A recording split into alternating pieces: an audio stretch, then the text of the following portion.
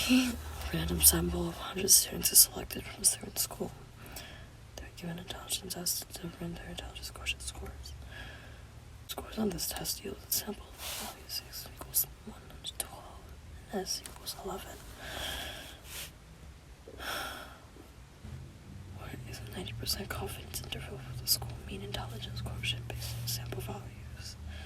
Problem solve sample. Table 2. 0.95. Standard normal variable C.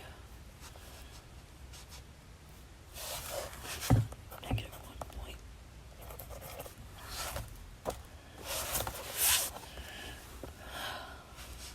Is less than Z, but C is less than 1.96.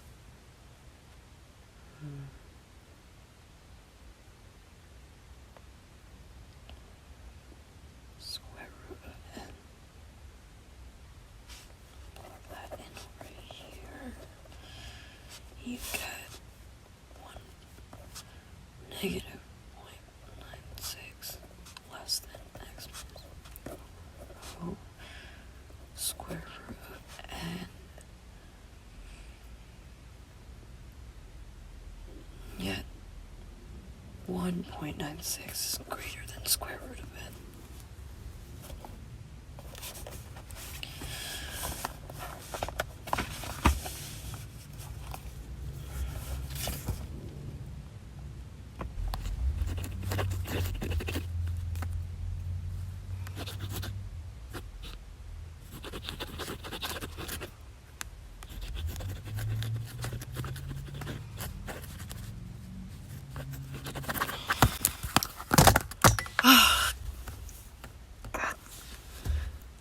Damn it.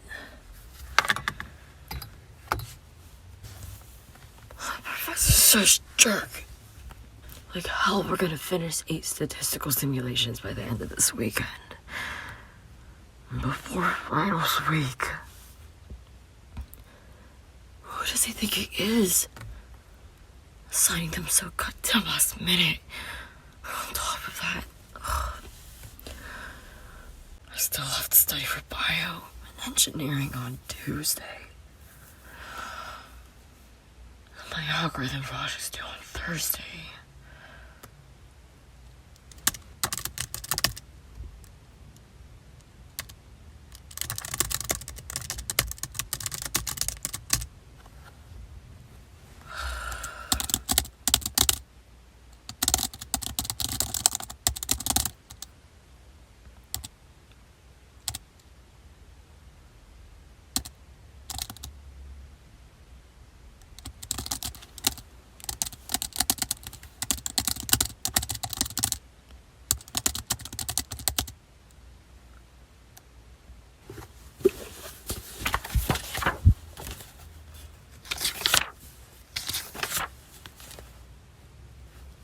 Illustration of the multiplication will calculate the probability of getting 2 prizes.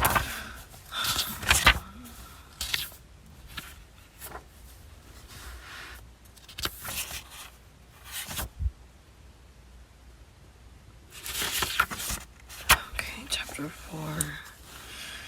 Chapter 4 is theoretical frequency distributions. Population frequency distributions and their properties.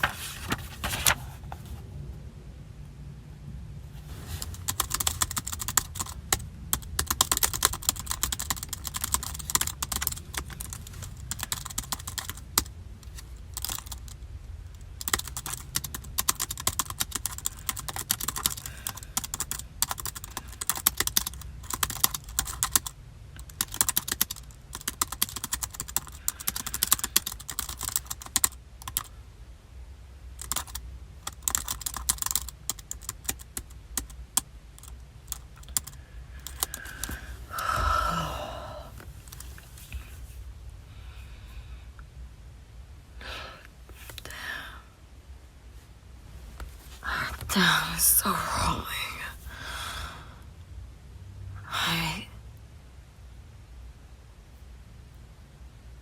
I should take a break. 今何時だ？もう3時？くっそ。No wonder I feel like I'm losing brain cells.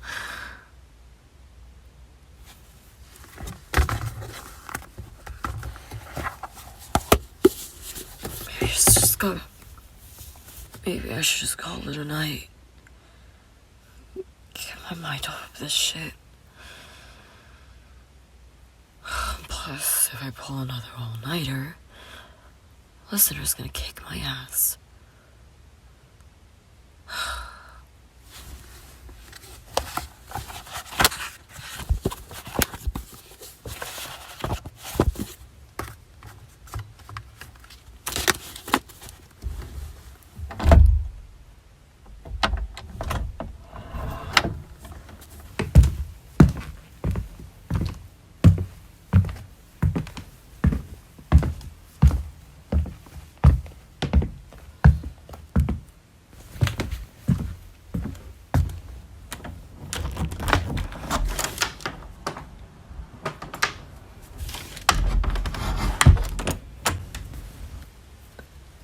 Oh, you were awake.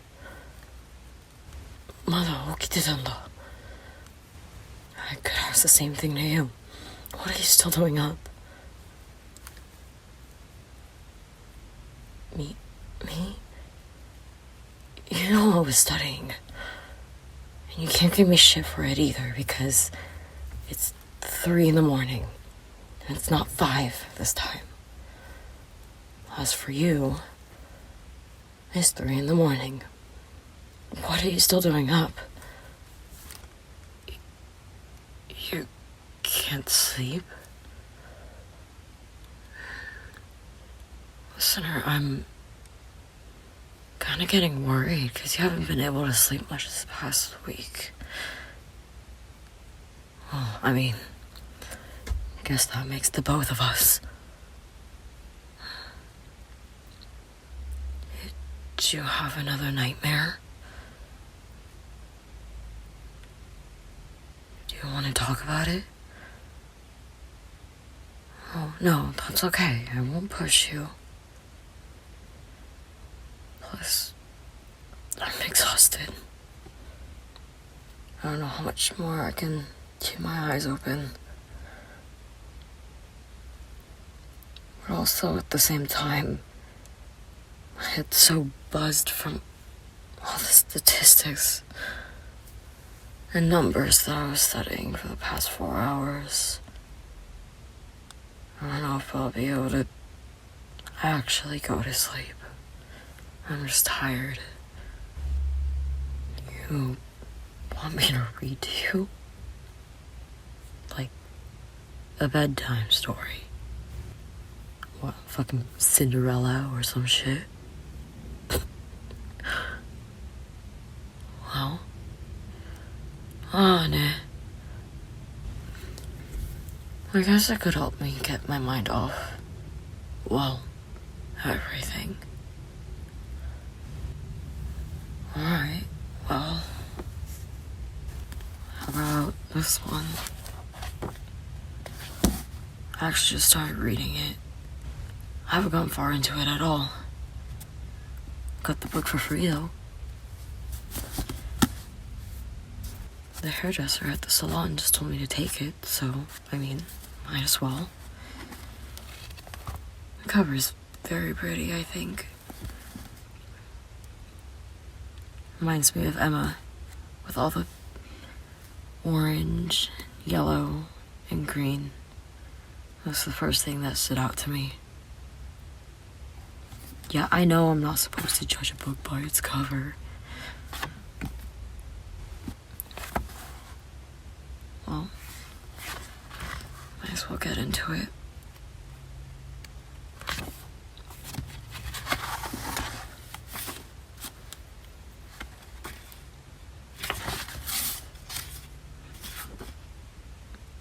I don't know if it's really your type of book, but I'll just get into it. So, Chapter 1, January. 1 o'clock on a dreary day, and the time ball dropped at the Greenwich Observatory.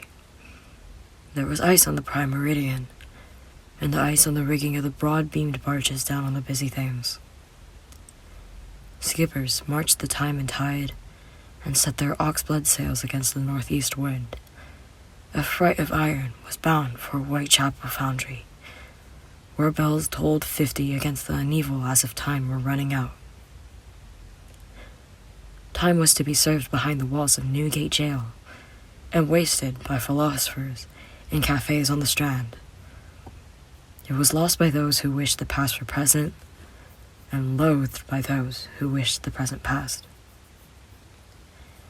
Oranges and lemons rang the chimes of St. Clement's, and Westminster's division bell was dumb.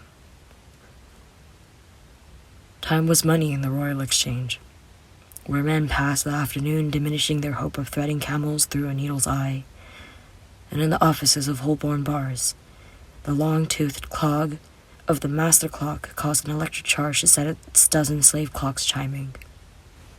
All the clerks looked up from their ledgers, sighed, and looked down once more. On Charing Cross Road, Time exchanged his chariot for buses and cabs and urgent fleets, and in the wards of Barts and of the Royal Borough, pain made hours of minutes. In Wesley's chapel they sang, "The sands of time are sinking," and wish that they may sink faster. And yards away, the ice was melting on the graves of Bunhill Fields. In Lincoln's Inn and Middle Temple, lawyers eyed their calendars and saw statues of limitations expire. And in rooms in Camden and Woolwich, time was cruel to lovers, wondering how it got late so soon, and in due course was kind to their ordinary wounds. Across the city, in terraces and tenements, in high society and low company and in the middle classes, time was spent and squandered, eked out and wished away, and all the time it rained an icy rain. In Euston Square and Paddington, the underground stations received their passengers, who poured in like so much raw material going down to be milled and processed and turned out of molds.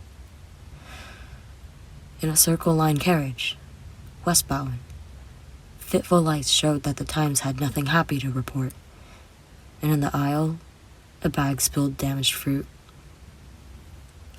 There was a scent of rain on raincoats, and among the passengers, sunk in his upturned collar, Dr. Luke Garrett was reciting the parts of the human heart. Left ventricle, right ventricle, superior vena cava, he said, numbering them off in his fingers, hoping that the litany might slow his own heart's anxious beating. The man beside him glanced up, bemused, then shruggingly turned away. Left atrium, right atrium, said Garrett, beneath his breath. He was accustomed to the scrutiny of strangers, but saw no reason to court it undully. The imp, they called him, since he rarely came higher than the shoulders of other men, and had a lopping, insistent gait that made you feel he might, without any warning, take a leap onto the window sledge. It was possible to see, even through his coat, a kind of urgent power in his limbs, and his brow bulged above his eyes as if it could barely contain the range and ferocity of his intellect. He affected a long, black fringe that mimicked the edge of a raven's wing. Beneath it, his eyes were dark. Self-insert moment.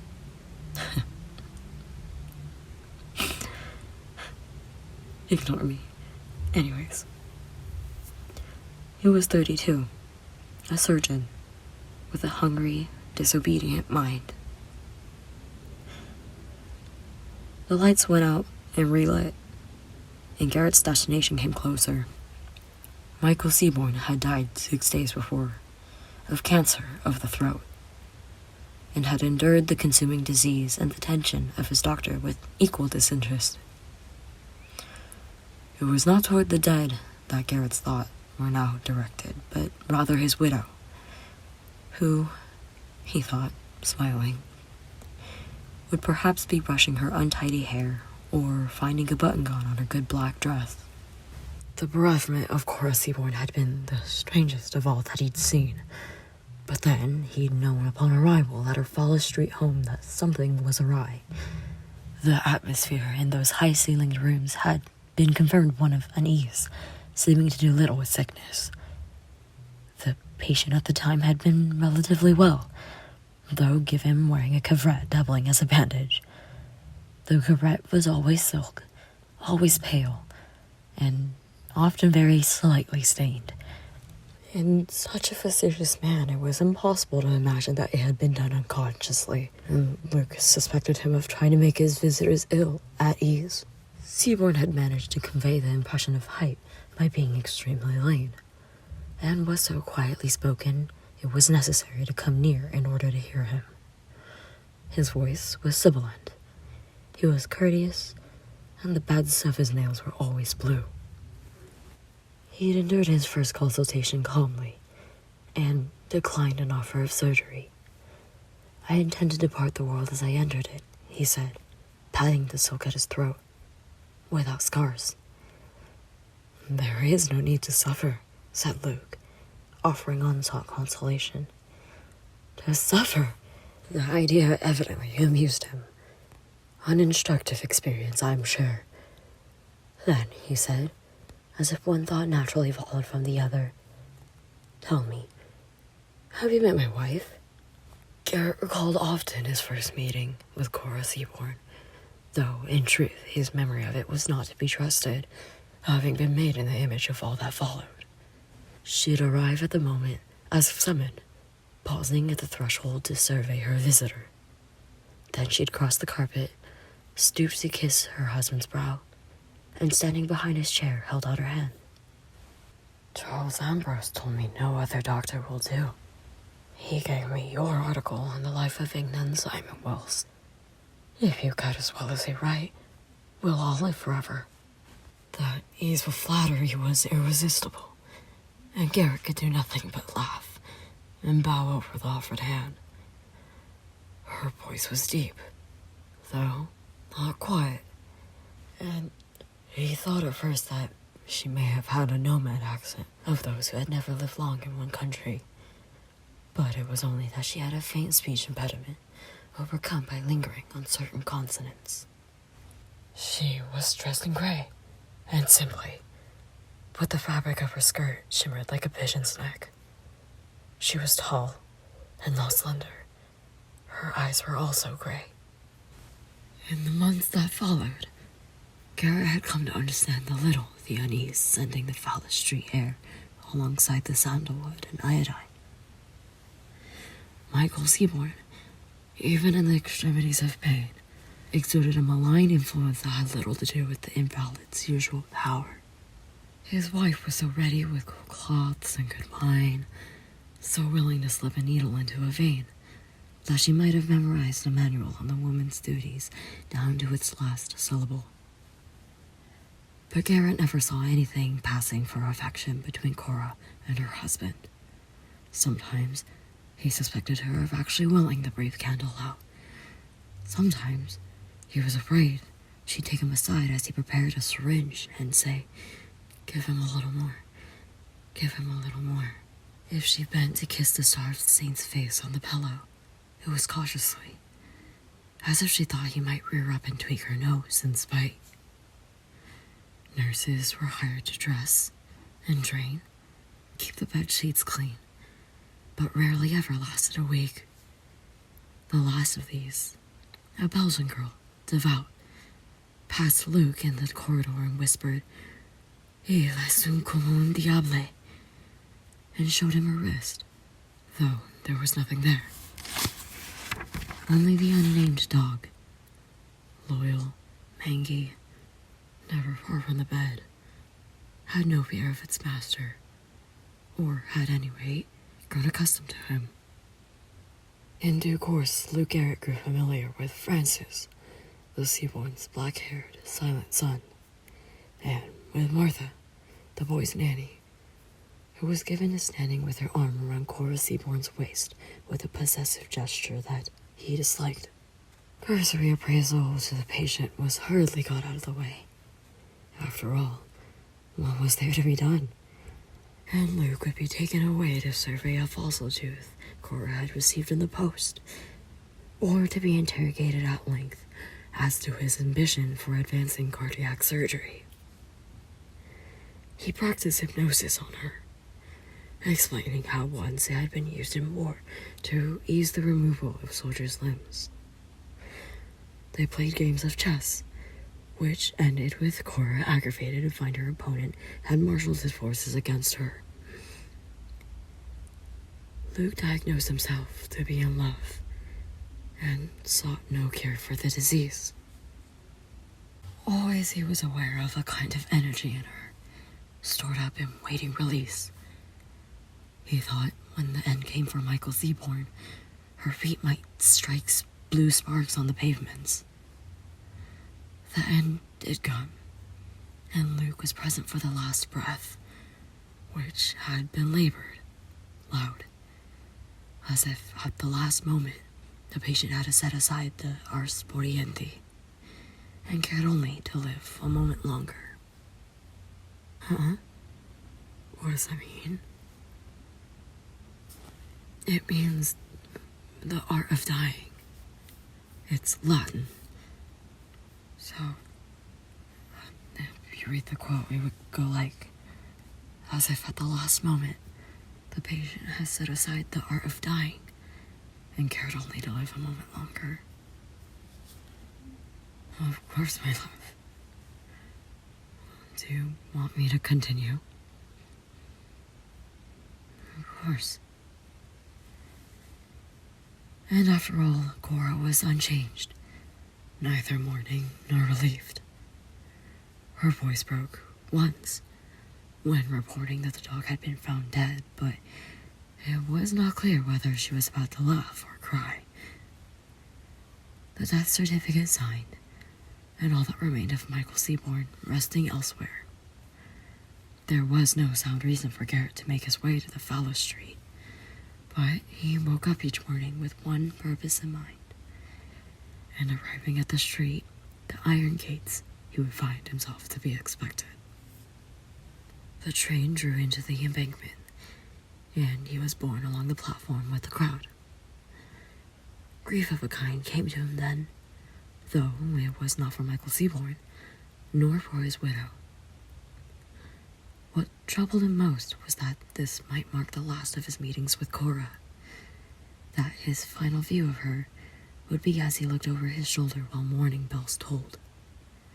Still, he said, I must be there, if only to see the coffin lid screwed down. Beyond the ticket barriers, ice melted on the pavements. The white sun was in decline.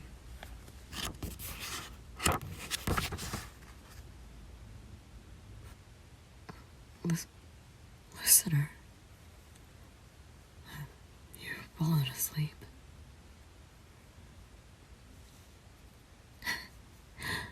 Listener, you were falling asleep, weren't you? How about we stop here for tonight? We can continue any other time that you want to.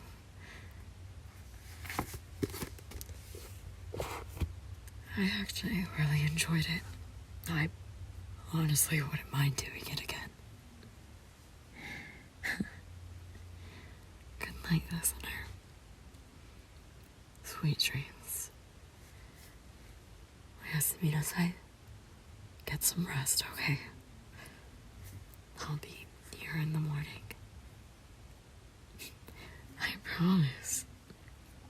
Get some rest.